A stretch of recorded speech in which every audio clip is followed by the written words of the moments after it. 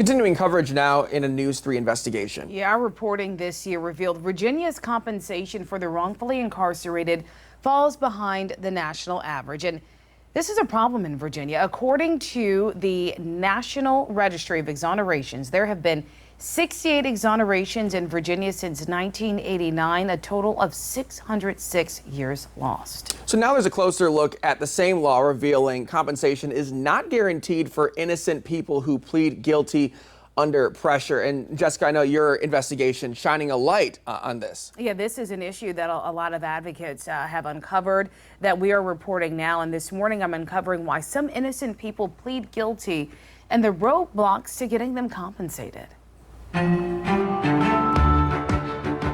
Please compensate me, man. Eric Weekly spent 6 years behind bars for the 1996 murder of a woman in Culpeper, a murder he did not commit. But because he confessed under duress, he did not qualify for wrongful incarceration compensation from the General Assembly. So I'm really asking y'all to please to show compassion to a broken person. Weekly pleaded with lawmakers this year during a General Assembly hearing about a bill aimed at extending compensation to innocent people who pled guilty. Because I want each and every one of y'all to look at me and ask yourself, what would you do if you were standing here? For all of us that's been wrongly convicted of any crime in our life, that sat in the interrogation rooms for 16, 17 hours when they wouldn't let you go home, showing you pictures of a woman's face blown off. You can't get that image out of your head. I was still left with it for 16 years today. Weekly's false confession isn't uncommon. According to the National Registry of Exonerations, 12% of people who are exonerated admitted to crimes they didn't commit. But why?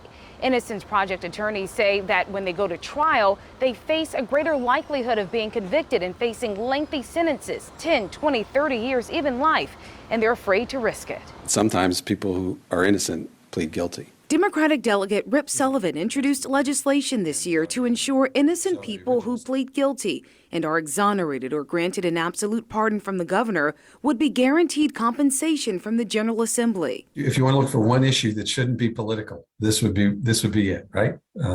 Compensating people that we all now know been in prison for things they did not do. But Sullivan says he hit a partisan roadblock with Republican colleague Rob Bell. Some of us are comfortable with some of these things. Some of us are uncomfortable with others. Bell blocked the compensation protections for innocent people who plead guilty.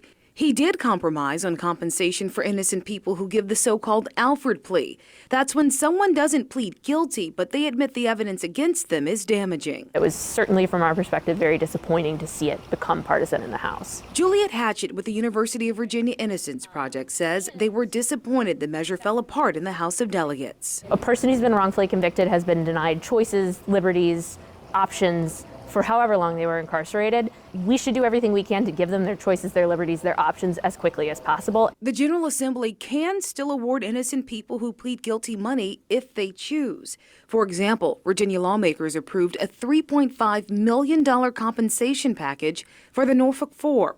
The sailors falsely confessed to the 1997 murder of Michelle Moore Bosco. But it was later revealed disgraced Norfolk detective Robert Glenn Ford used intimidating tactics to force the sailors to falsely confess. Ford later spent a decade in federal prison for extortion in unrelated cases. I didn't ask for any of this.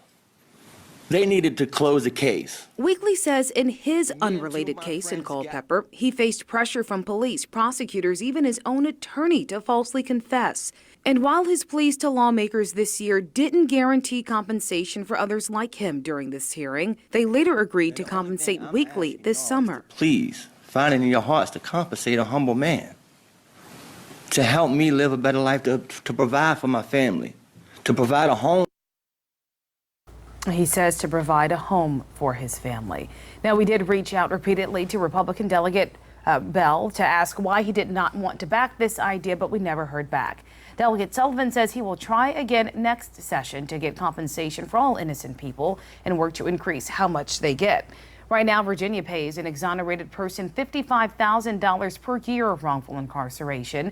Data highlighted in a House of Delegates report shows other states like Texas pay more at $97,262 per year.